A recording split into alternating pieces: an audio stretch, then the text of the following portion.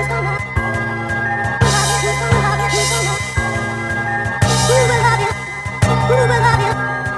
to episode 138 of the Highly Relevant Podcast, the Latinx show where I interview the people and discuss the moments that are shaping our American and Latino pop culture. Welcome, everybody. It's 2020, August, and it's crazy out there. So, as you guys know, I'm a New Yorker. You know, a lot of the show was done in New York City, and I have fled New York. Listen, you know, I've had an interesting career that has allowed me the privilege to be able to flee the city in moments like this. I'm not going to apologize for it. I earned it, you know. But I got to tell you, man, I'm really sad inside with the way Manhattan looks like. Have not been to Queens, but from what I hear, it doesn't look that bad. Brooklyn, I just hear it's deteriorating almost every day. Manhattan is a shell of itself. Don't know about Staten Island. Heard, you know, areas like Jersey City not doing so well. But it was interesting. So went over there and all that glitz is gone. Whatever glamour that New York had is gone. And it's because when you really think about what New York City's been like for the last 20 years, it's been essentially an extension of corporate America. It's where all these rich investors were buying cities for tax breaks, you know, from different countries.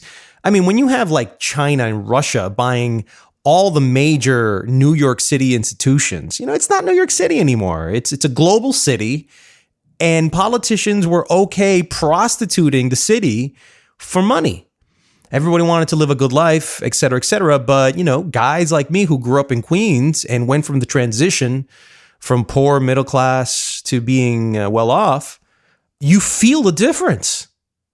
And to say that New York City is still the same is you're deranged.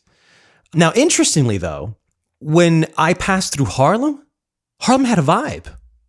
Midtown looked like it was a ghost town. You know, when I went downtown as well, ghost town, and then there was areas like the Village that had some remnants of life. But when all the money leaves and the cops are pissed at you because of defund the police, and they don't want to work that hard anymore. Remember, they're humans. You know, they have feelings. And they feel that the color blue has been tainted by the color black and brown. So when you have those clashes, you know, the city's going to go through a transition. But here's the thing. I'm pretty optimistic. And I'm optimistic because the city should have never been full of that level of decadence. Anytime you become too big for your laurels, think of the Roman Empire. Think of any empire in history. It collapses. And New York City has collapsed. Now, my optimism is really rooted now in the bohemians, in the artists, in the creators, in the local people that have been in New York from the beginning. These aren't transplanted, you know, people from other cities that were going there to feel what it's like to be a part of the Sex and the City, you know, block. Like, New York City is no longer a movie spectacle. It's just kind of like what Martin Scorsese started filming back in the 70s. It's not Woody Allen's New York. It's not Carrie Bradshaw's New York. Those days for now are gone, and we might get it back, but we might get it back in a wholly different way, in a way that has imprints of the last 20 years. It sucks to see how the restaurants, which is the lifeline of any neighborhood, gone. You know, how the major cultural institutions are dead right now. No funding, no art money. You could argue that, listen, we had way too much art. Everybody was making way too much money. And a lot of the working class and the middle class sometimes couldn't even afford a damn ticket, especially to go see like a great Broadway show like Hamilton, which is a whole other interesting issue of how that show, that Broadway musical, went from the highest levels of praise, right, to now, I don't know. I don't want to talk about Hamilton. So I kind of stopped doing the podcast for a little bit so I can concentrate on doing the Brown and Black podcast. If you haven't heard it, please do yourself a favor. Check it out. It's me and Mike Sargent. And for those of you that are long life fans and listeners to the show, you've heard Mike on the podcast. It was just inevitable, guys. At some point, Mike and I were just hitting it off so well that we were like, why am I doing this show alone and bringing you along? Why don't we just do the show together and, go 50-50 on having a show together? If you listen to it, it's a lot of real talk. There's not a lot of promotion on movies that we're doing. We're just getting to the nitty gritty. We're trying to understand what is going on in the world, how it's being operated. One of the things that I didn't really cover in the Highly Relevant podcast was a lot of issues about race. It was almost this bubble of pop culture and entertainment. And if there was any trace of any type of social injustice, it was in the media and the lack of Latinos represented in the media. Now, we've put that on steroids on Brown and Black. We talk about pop culture because that is always the intersection. It's about race and pop culture. We talk about movies, we talk about TV shows, but we now talk about it on a very profound level. We talk about it from what is the root of how the system works, and why haven't we questioned that system to the point of shaming it? And it's a much more enjoyable show to me to do, but I gotta be honest with you. Highly Relevant to me is very special. Latinx to me, I'm a Latinx. And by the way, now everybody's questioning Latinx. I've heard 3 articles already where people don't want to be even associated to Latinx. I'm like, I give up with you guys. But being a Latino, Latinx, however you want to identify, there's a specialness in that uniqueness to be that, because we're not necessarily all Black and we're not necessarily all white. We're a mixture of both. And this podcast was always about how Latino pop culture interacts with American mainstream pop culture, because that is the duality of our lives. And that duality is the one that I want to continue. And that's why my first guest of this week is Rocsi Diaz. She's from Honduras. You've seen her in 106 in Park at BET back in the day. She's now hosting a brand new show with The Miz from WWE called Cannonball. It's on USA Network. We'll talk to her about Ellen DeGeneres, that breakdown. Remember, she does entertainment. She was on Entertainment Tonight, so she knows her thing. She's been on that show before. And she's also one of the few Latina hosts, national hosts in mainstream.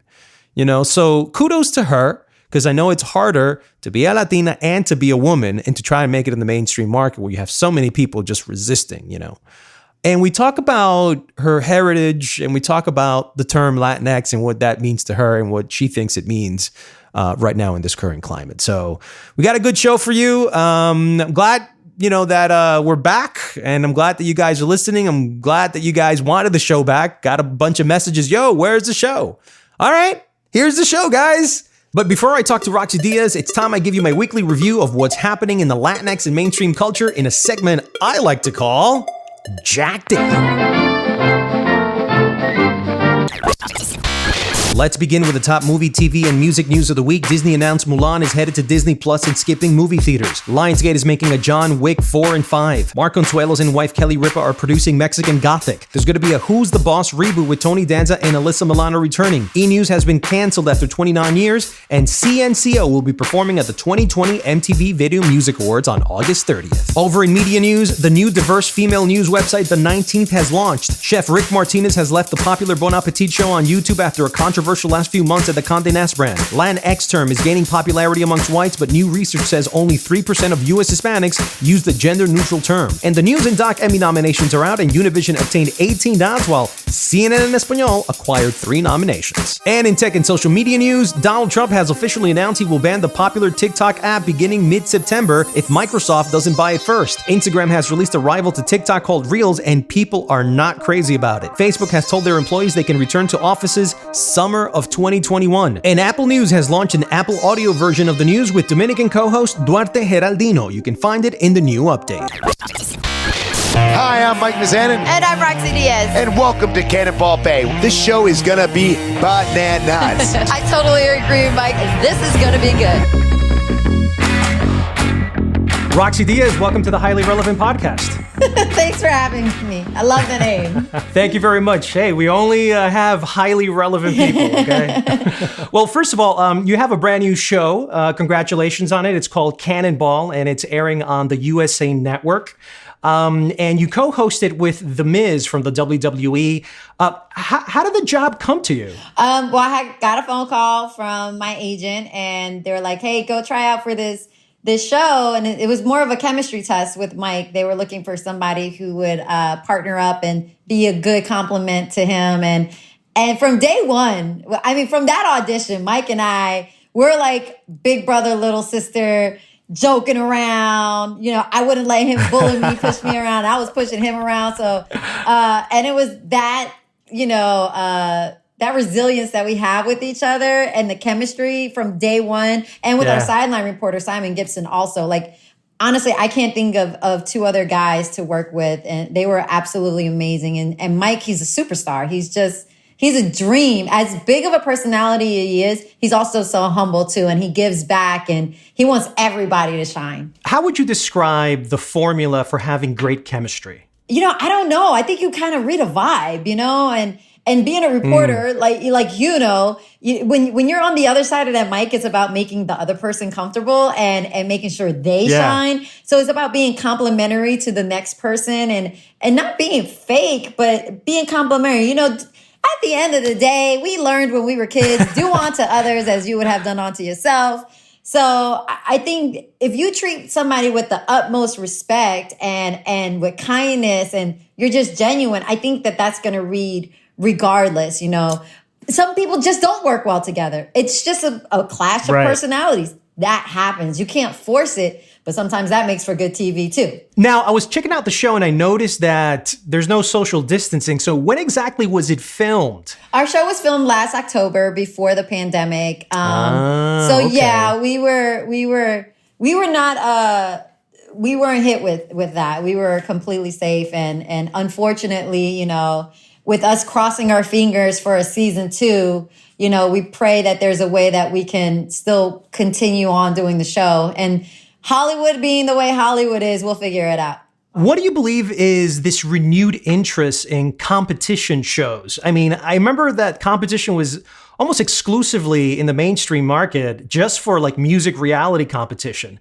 But now it's starting to pick up, and I'm just trying to find out if you've been able to put your finger on what it is that people are liking about it now that they didn't like about it years ago. Yeah, I don't know. I mean, I think since reality is big, what's more real than watching people really belly flop and really back flop and really do cannonballs and really become contortionists in the middle of the air? You know, it's like, what's more real than that? So I think that reality, real humor, real people is what makes Cannonball so much fun and so great, because it's real people. It's a guy who has 2 cats at home and calls himself the cat daddy. It's a girl who loves pineapples and she dresses in a pineapple suit. You know, it's your 56-year-old athletic woman who's a professional body trainer. You know what I'm saying? She's a bodybuilder. We have volleyball players. We have stay-at-home dads. We have a guy who is a gospel singer. It's just all walks of life on this show. You really, really can't put your finger on what's going to happen. But I think that America likes to see real. They don't like to see scripted. That's why reality shows are so big. How has the pandemic been treating you in terms of work? Have you noticed that it's slowed down? Have you noticed that it's maybe even picked up? How busy have you been? And what's the mental toll that the pandemic and essentially everything else? I feel like it's a brand new world. How are you holding up with it? I'm fine. It has slowed down. The industry has slowed down. But when you're an actor or you're in the television world, you kind of know about your ups and downs already. So it happened during a time that because we were just coming off the holiday break, February, you know, it was still kind of really slow. It's just anything that was going to be in production has kind of gone away now. So it's challenging, but I don't really think about it. I just keep on going and having a great attitude and just like, hey, this is more time that I've ever had to be with my family, to be with myself, to be productive in my own way and stay creative. And you got to take opportunity when it comes. So we may never have this much amount of time on our hands ever again. So it's like, take advantage of it. You know, I've been checking you out since 106 in Park. I remember Julissa Bermudez also was on that show. It's a good friend of mine. There's not that many Latina national hosts in America right now. And I kind of wanted to ask you, what do you attribute that to?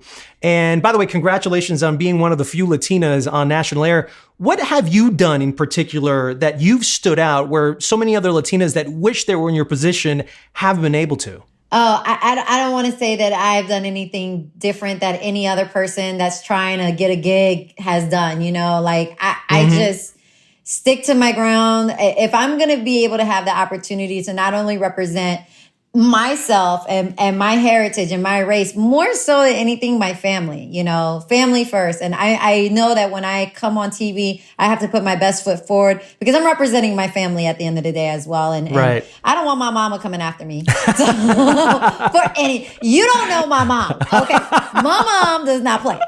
So I have to make sure that I'm always on my P's and Q's. But I think being a person with integrity and always treating people good and, you know, you just being prepared and being professional, you know, not to say I haven't had my hiccups either, but it's a learning process. But I do think that it's important that when we do have those opportunities to not only shine in a good light, but that we have the support of our community as well. Because that's just as equally, hey, you got the Beauty and the Baker, or you got, you know, Grand Hotel. And it's like, if we don't support them, how are you not going to expect to see more of us on TV? You know, that goes across the board. That's not just, you know, Latinos. That's Black and brown across the board. I know. They've canceled so many shows. You know, there's not even one single broadcast show that has a Latinx cast, and that's pretty sad. For the most part, you are from Honduras. You were born there. I think you lived in Louisiana for a little while. Have you ever been back to Honduras? Yeah, I used to go back every summer. So I was born in Honduras, raised in New Orleans, and we would go back every summer to go visit my grandmother. So it was literally school in the States, but summers in Honduras. And when she passed, when I was around 12 or something, I didn't go for a while. But then as an adult, went back and surprised the family. And wow, that must have been a treat. And I've been back a few times. Yeah, it's been probably about 3 years since I've been back, but yeah, I've been back. So how do you identify when somebody asks you where you're from? I say I'm from New Orleans. I grew up in New Orleans. I was there since I was 2 years old. But I'm from Honduras. So I always say I'm from Honduras, but I'm raised in New Orleans, you know, and I go back and forth. I mean, this is the United States. We're diversity. We're built on the backs of immigrants at the end of the day. We come from all walks of life you know, it's funny when I got my citizenship for the United States. And when I was taking that pledge, I looked around me and I thought I was going to see a bunch of Latinos, but that wasn't the case. I saw Africans, I saw Middle Eastern, I saw Indian, I saw everything. And that is what America is. We're all walks of life. It's not just one thing. It's so funny because the label of immigrants really sort of is attached to us Hispanics.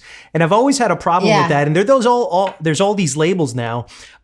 Has anybody ever said you're Latinx, and how do you feel about the term? That's something that I was just recently was brought to my attention. I didn't know we were separating ourselves so much.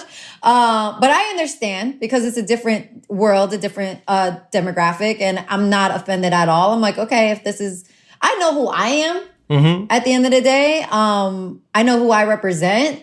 And when that comes, somebody asks me, that's a whole race that I'm representing. So I don't find offense to the term. It's whatever floats your boat at the end of the day. I don't really put too much energy on titles and labels because at the end of the day, you can't label me or title me at all. So I don't care. I don't care if that's a good answer. I don't know. I don't know. When you were trying to get into the business, who were you looking up to in particular? Was like, for example, when I was growing up, Bob Costas and Brian Gumbel were some of the people that I identified with that, you know what, I kind of want to reach that tier of professionalism. Was there anybody in particular that you kind of modeled your professional career after? I can't say model, but there were definitely people that I found as my mentors. Oprah was definitely one of them. even Ricky Lake. I remember Ricky Lake. Yeah, I went to her shows a couple of times. Yeah, she was so personable, like Oprah, could talk to anybody. She also had humility. Larry King, best interviewer ever. I read all of Larry King's books just trying to learn how to interview. His favorite thing was not to prepare at all, which I thought was funny from Larry King. But it just was, there's different tactics and tricks to the trade that you learn from different people. Ellen is so much fun. Ellen is like, she could be friends with everybody. For the fact that people want to go to Ellen's show because they know it's safe to break news and they're not in an environment that's going to be, too scary or racy or anything like that. I think that's who I want to be. I never want somebody to go on my program and be scared to come on my program. When are we going to see the Rocsi Diaz show? Is she replacing Ellen? She's in hot water right now. I'd love to see a Rocsi Diaz television show. It's really unfortunate to see that happen to Ellen because I've been on her show a few times and every experience was always the best experience. But when you're a powerhouse like Ellen, I think it's big of her to take responsibility for those that may have some things that may have fallen through the cracks. And I think that she sincerely doesn't like her reputation is going to go down like that. Mm-hmm. At the end of the day, you don't want somebody's reputation to be tarnished. So I think it's unfortunate that it's happening right now. And whoever fills that slot will have some really big shoes to fill. But, we'll see what happens. As far as the Rocsi Diaz show, I'm going to talk to the USA Network about that. Let's see. Maybe it'll be a Rocsi Diaz after Cannonball episodes. Not sure.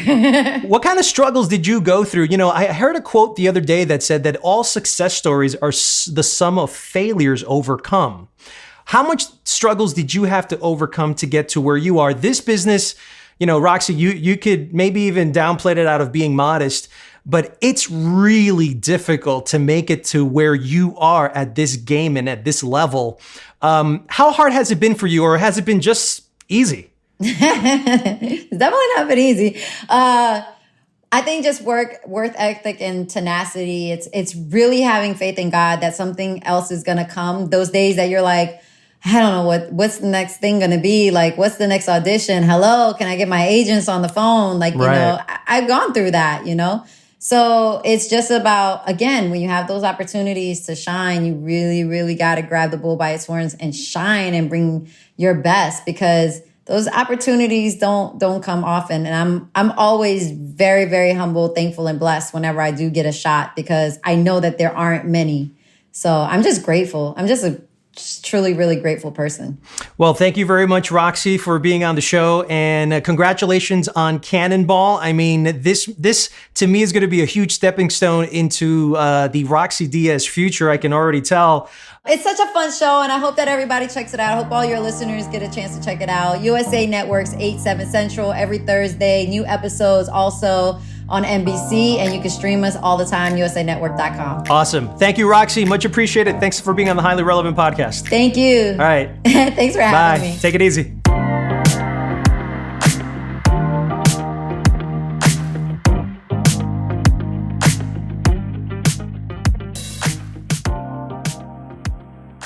And before I wrap up here are 3 Latin tracks you might want to add to your playlist this weekend.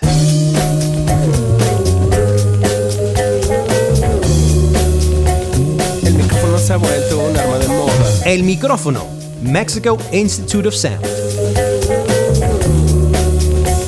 El micrófono se ha vuelto un arma de moda.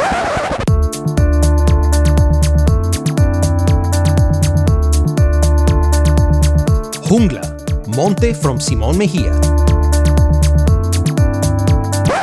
Llévate del aire el perfume de tu pelo.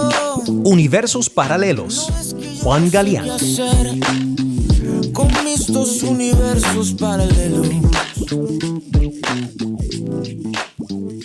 And that's it for episode 138 of the Highly Relevant Podcast. I want to thank Rocsi Diaz for dropping by the show, and you can catch the video version of this interview soon on my YouTube channel at Jack Rico. And if you'd like to support this podcast, please share with all your friends on social media. You can also reach out to me on Instagram at Jack Rico and Twitter at Jack Rico Official. Wishing you health, love, and light. I'm Jack Rico. See you next time on another episode of Highly Relevant.